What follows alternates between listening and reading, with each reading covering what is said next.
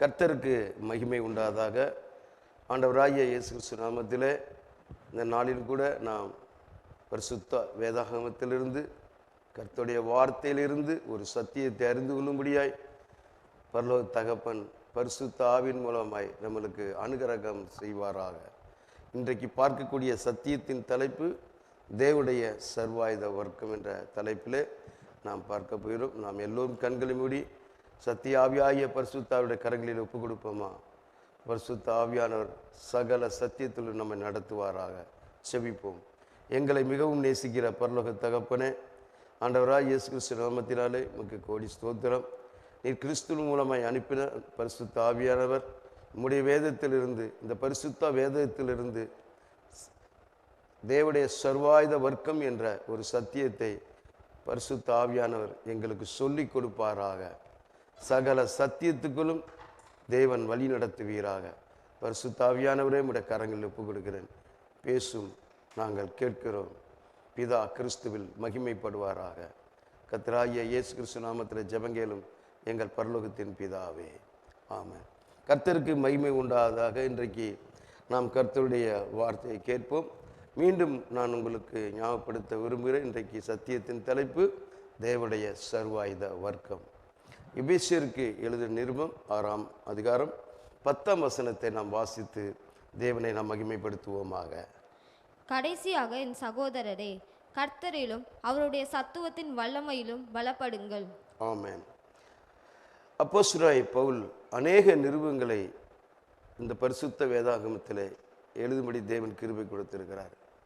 ஆனால் இந்த எபேசு சபைக்கு மட்டும் எழுதும்பொழுது அப்போஸ்தலனாகிய பவுல் ஒரு வித்தியாசமான கோணத்திலே பரிசுத்தாவின் மூலமாய் அங்கே எழுதுவதை பார்க்கிறோம். தேவனுடைய சர்வாயுத வர்க்கத்தை குறித்து அங்கே அந்த எபேசு சபைக்கு எழுதுகிறார். அதை எழுதும் பொழுது அவர் சொல்கிறார், நீங்கள் தேவனுடைய சர்வாயுதத்தை தரித்து கொள்ள வேண்டும் என்றால் கடைசியாக என் சகோதரரே, கர்த்தரிலும் அவருடைய சத்துவத்தின் வல்லமையிலும் பலப்படுங்கள் என்று சொல்கிறார். கர்த்தருடைய சத்துவத்தின் வல்லமையில் பலப்படும் பொழுதுதான் நாம் தேவனுடைய சர்வாயுத வர்க்கத்தை தரித்து கொள்ள முடியும் என்பதை நாம் மறந்துவிடக்கூடாது. நாம் மற்றொரு வசனத்தை நாம் வாசிக்க போகிறோம். எபேசியருக்கு 6ஆம் அதிகாரத்தில் அந்த 11ஆம் வசனத்தை வாசித்து தேவனை நாம் மகிமைப்படுத்துவோமாக. நீங்கள் பிசாசின் தந்திரங்களோடு எதிர்த்து நிற்க திராணியுள்ளவர்களாகும்படி தேவனுடைய சர்வாயுத வர்க்கத்தை தரித்து கொள்ளுங்கள். ஆமென். ஏனென்றால் பிசாசின் தந்திரங்கள் சரீரமாகிய சபையிலே காணப்படும். இரண்டாவது, அதை எதிர்த்து நின்று அதை ஜெயிக்க வேண்டும், அதை நிர்மூலமாக்க வேண்டும். எனவே நீங்கள் தேவனுடைய சர்வாயுதத்தை தரித்து கொள்ளுங்கள் என்று சொல்லி எபேசு சபைக்கு அப்போஸ்தலனாகிய பவுல் பரிசுத்தாவின் மூலமாக எழுதுவதை இங்கே பார்க்கிறோம். எனக்கு அருமையான என் தேவனுடைய பிள்ளைகளே, இந்த கடைசி நாட்களிலே எவ்வளோ சத்தியங்களை குறித்து இந்த பரிசுத்த வேதாகம் சாட்சி கொடுக்கிறது. கர்த்தருடைய ஆசீர்வாதம் என்ற அநேக சத்தியங்களை சரீரமாகிய சபையில் இன்றைக்கு போதித்து கொண்டு இருக்கிறதை பார்க்கிறோம். அநேக சத்தியத்தை நாம் இந்த பரிசுத்த வேதாகமத்தில் பார்த்து கொண்டிருக்கிற நேரத்தில் இந்த தேவனுடைய சர்வாயுத வர்க்கத்தை குறித்தான ஒரு வெளிப்பாடும் ஒரு நிச்சயம் நமக்கு இருக்குமானால் நாம் பிசாசின் தந்திரங்களை எதிர்த்து நின்று அவனை ஜெயங்கொள்கிற ஒரு மகனாக, மகளாக, ஒரு சபையாக, ஜப வீடாக இருக்கும்படி தேவன் கிருபை அருள்வார். தேவனுடைய சர்வாயுத வர்க்கம் நமக்கு மிக மிக அவசியமாக இருக்கிறது. ஏனென்றால் நாம் ஆவியிலே தேவனை ஆராய்த்து கொண்டு இருக்கிறோம்.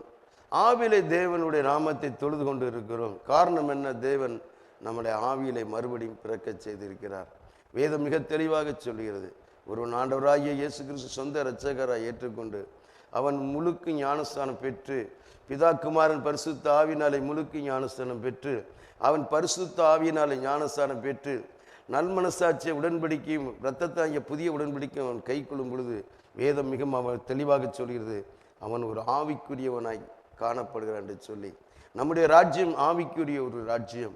நம்முடைய ராஜ்யம் பரலோக ராஜ்யம். நம்முடைய ராஜ்யத்தின் தலைவர் பரலோகத்தில் இருக்கிற பிதாவானவர் என்பதை இந்த வேதம் சுட்டி காட்டுகிறது.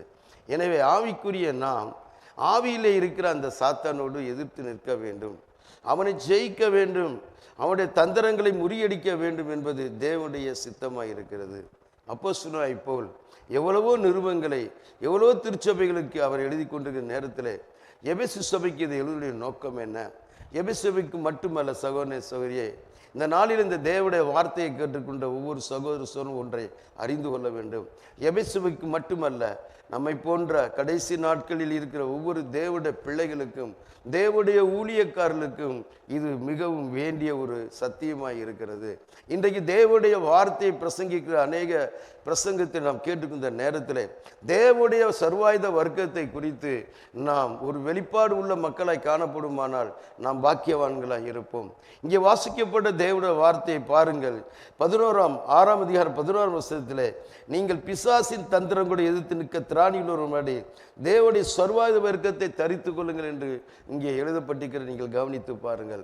தேவனுடைய சர்வாயுத வர்க்கத்தை நாம் தரித்து கொண்டால்தான் பிசாசின் தந்திரங்களை எதிர்த்து அதை ஜெயிக்கத்தக்கதான ஒரு கிருபை நம்மளுக்கு கொடுக்கப்படுகிறது என்று சொல்லி இங்கே எழுதப்பட்டு இருக்கிறது. எனவே தான் இன்றைக்கு நாம் தேவனுடைய சர்வாயுத வர்க்கம் என்ற தலைப்பில் நாம் பார்த்து கொண்டு இருக்கிறோம்.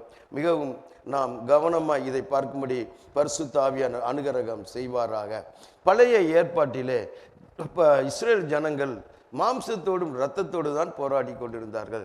அவர்கள் மனாந்தரத்திலே அவர்கள் என்ன செய்து கொண்டிருக்கிறார்கள்? பிரயாணப்பட்டிருக்கிற நேரத்தில் ஒரு சம்பவம் நடைபெறுகிறது. ஒரு இடத்திலே இஸ்ரேல் ஜனங்கள் இருக்கும் பொழுது அமலேக்கியன் வந்து யுத்தம் பண்ணுகிறான். அப்படி யுத்தம் பண்ணும் பொழுது ஆண்டவர் சொல்லுகிறார், உன்னதமான தேவன் மோசையை பார்த்து சொல்லுகிறார், நீ கோலை எடுத்துக்கொண்டு மலை உச்சிக்கு ஏறி நீ கோலை உயர்த்து, அப்பொழுது இந்த அமலேக்கினை நான் முறியடிப்பேன்.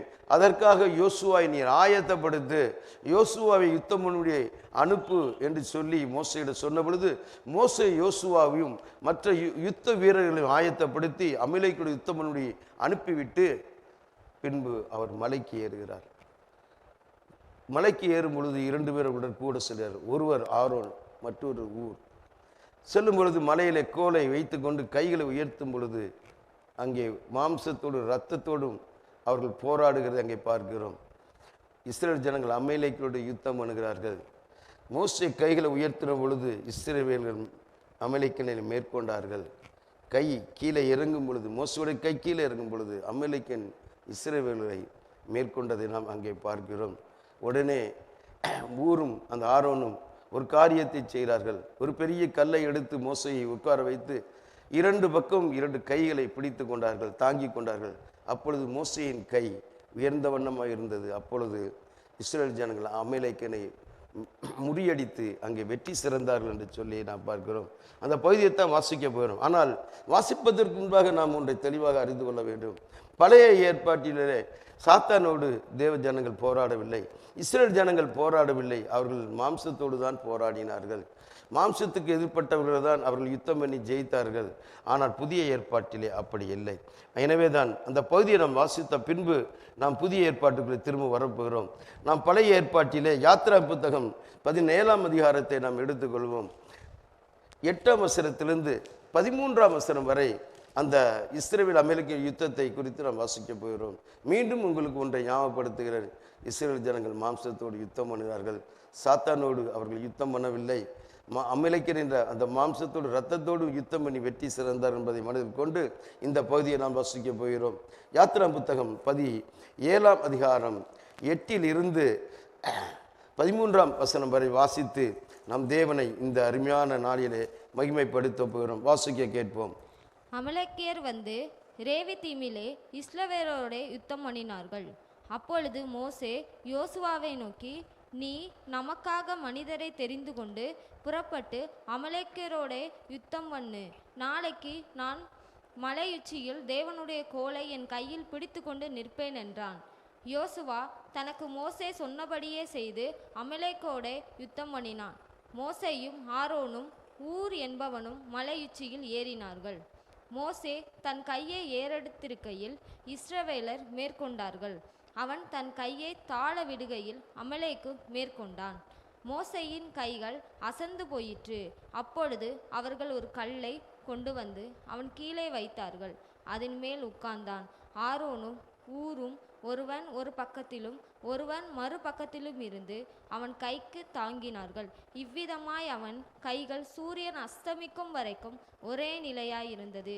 யோசுவா அமலேக்கையும் அவன் ஜனங்களையும் பட்டய கருக்கினாலே முறியடித்தான். ஆமென். வாசிக்கப்பட்ட பகுதியிலே இஸ்ரேல் ஜனங்கள் மாம்சத்தோடு போராடினார்கள், இரத்தத்தோடு போராடினார்கள். தேவனுடைய துணை கொண்டு வெற்றி கொண்டார்கள். அமலேக்கனை வெற்றி கொண்டார்கள். அவர்கள் சாத்தானோடும் பொல்லாத ஆவிகளோடும் சாத்தானுடைய தந்திரங்களோடும் அவர்கள் யுத்தம் பண்ணவில்லை என்பதை மனதில் கொள்ள வேண்டும். காரணம் என்ன?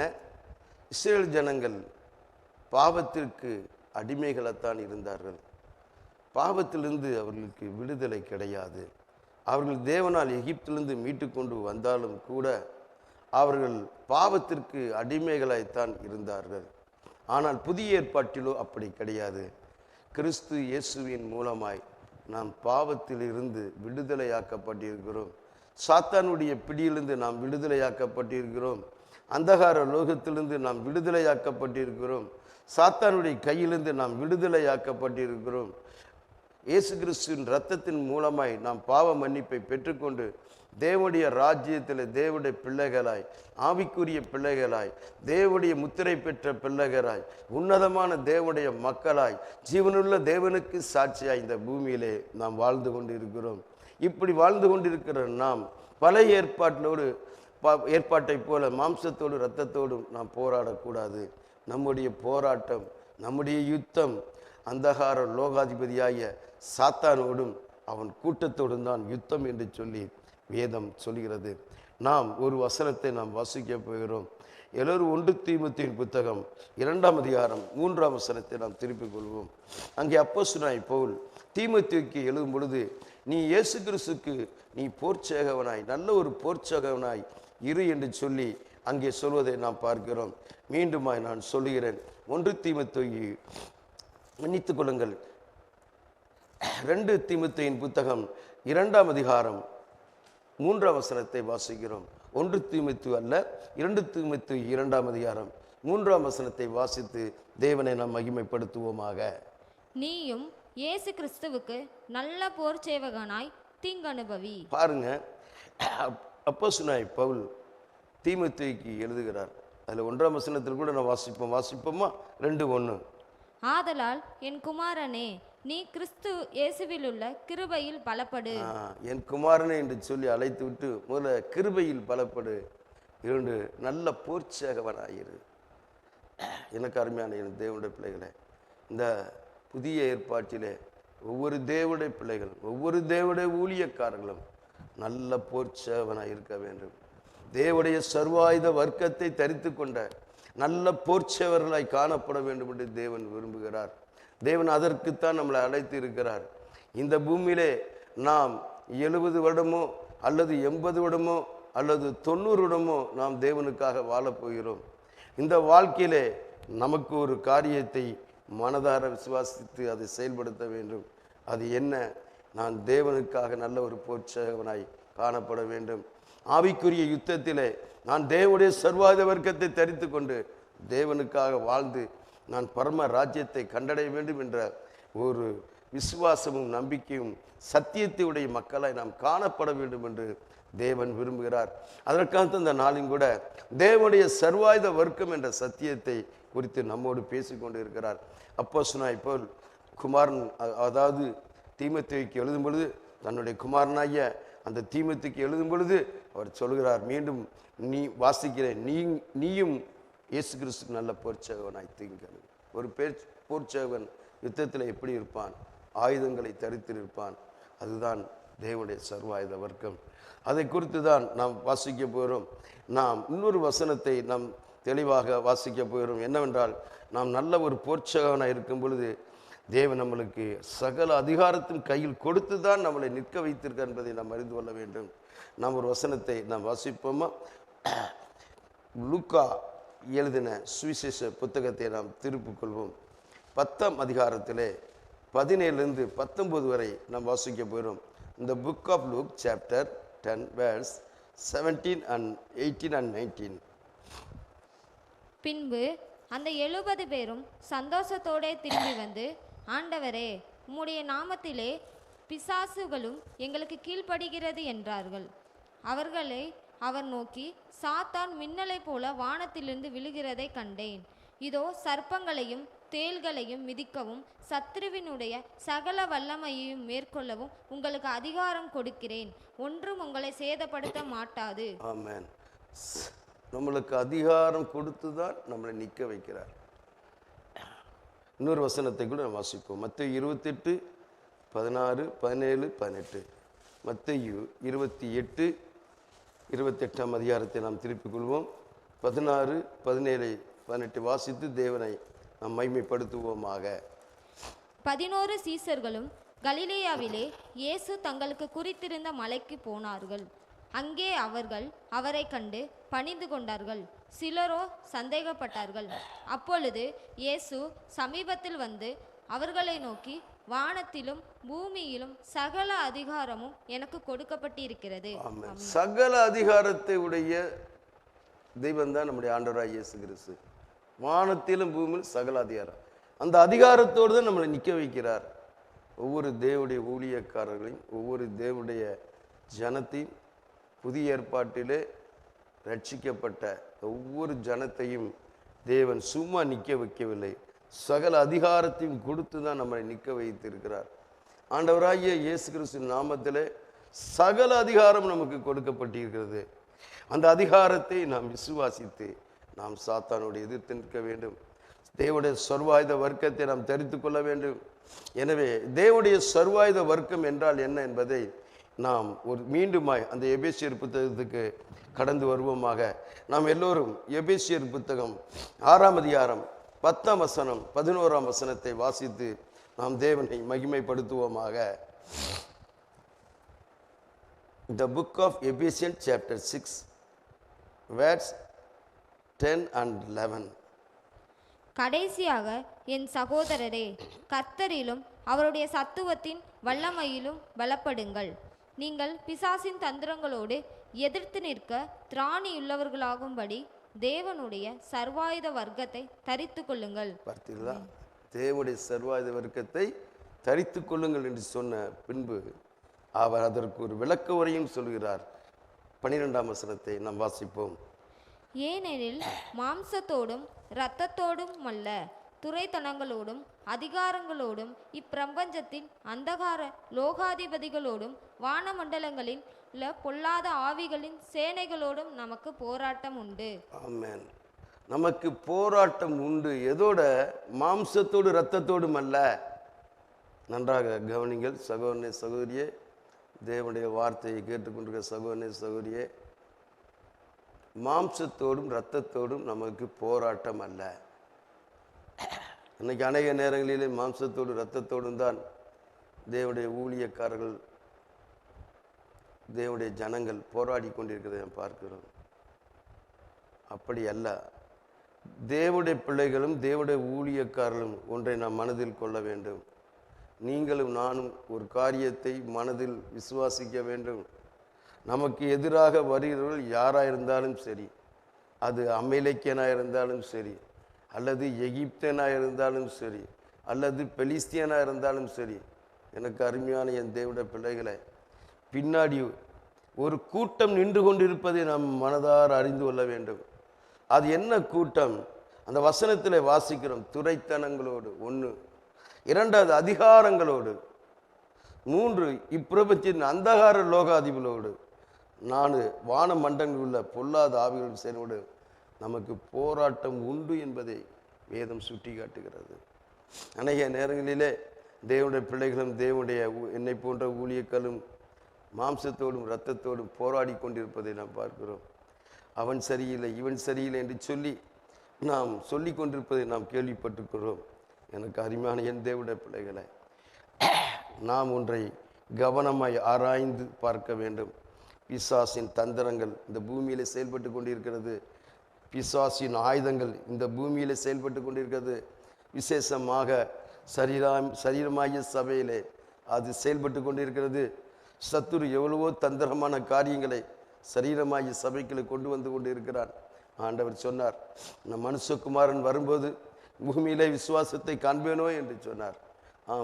கடைசி நாட்களில் நாம் வந்திருக்கிறோம். விசுவாசத்திற்கு ஆபத்துள்ள நாட்களில் வந்திருக்கிறோம். கிறிஸ்து இயேசுவில் உள்ள அந்த விசுவாசத்தை இழந்து போகிற அளவுக்கு இன்றைக்கு கடைசி நாட்களில் நாம் வந்திருக்கிறோம். சத்துரு அநேக தந்திரங்களோடும் அநேக காரியங்களோடும் இந்த பூமியில் செயல்பட்டு கொண்டிருப்பதை நாம் அறியாமலே வாழ்ந்து கொண்டிருக்கிறோம். அநேக நேரங்களில் பிசாசுகளை துரத்துகிறோம். கர்த்தருக்கு ஸ்தோத்திரம். அநேக தேவனுடைய பிள்ளைகளை பிசாசின் பிடியிலிருந்து நாம் விடுவிக்கிறோம். கர்த்தருக்கு ஸ்தோத்திரம். நல்லதுதான். கர்த்தருக்கு மகிமை உண்டாகட்டும். அந்தகாரையில் இருக்க ஜனங்கள் பெரிய வெளிச்சத்தை கண்டார்கள் என்று சொல்லி நாம் வேதத்தில் வாசிக்கிறோம். இருளுக்கு ஜனங்கள் பெரிய வெளிச்சத்தை கண்டார்கள் என்று சொல்லி ஏசாயா திட்டத்தில் வாசிக்கிறோம். உண்மைதான். ஜனங்கள் இருளிலிருந்து வெளிச்சத்துக்கு கொண்டு வரத்தான் தேவகுமாரன் மாம்சத்திலே வெளிப்பட்டார். தேவன் மாம்சத்திலே வெளிப்பட்டார். கிறிஸ்து இயேசு மாம்சத்திலே வெளிப்பட்டார். நமக்காக மரித்தார், நமக்காக உயிர்த்தெழுந்தார், நமக்காக சகல அதிகாரத்திலும் தேவனுடைய வலது வாரசத்தில் அமர்ந்திருக்கிறார். அவர் பரலோகத்திற்கு போய் சகல அதிகாரமுடையவர்களாய் அவர் அமர்ந்திருக்கிறார். சகல வல்லமையுள்ள தேவனாய் அமர்ந்திருக்கிறார். அவர் மூலமாய் பரிசுத்தாவி இந்த பூமிக்கு அனுப்பப்பட்டிருக்கிறது. உண்மைதான் சகோதரனே சகோதரி. ஆனால் ஒன்றை நாம் கவனமாய் கொள்ள வேண்டும். நீங்களும் நானும் நம்மளுடைய போராட்டம் மாம்சத்தோடு அல்ல. இப்பொழுது வாசித்தோம் அல்லவா, எபேசியர் 6:12 வாசித்தோம் அல்லவா? ஆம் சகோதரனே சகோதரி, மீண்டும் அதை நினைப்படுத்தி வாசிக்கிறேன். பாருங்கள், துரைத்தனங்களோடும் அதிகாரங்களோடும் இப்பிரபஞ்சத்தின் அந்தகார லோகத்தோடும் வான மண்டலங்களில் பொல்லாத ஆவிலும் சேனைகளோடும் நமக்கு போராட்டம் உண்டு என்பதை நாம் மறந்து விடக்கூடாது.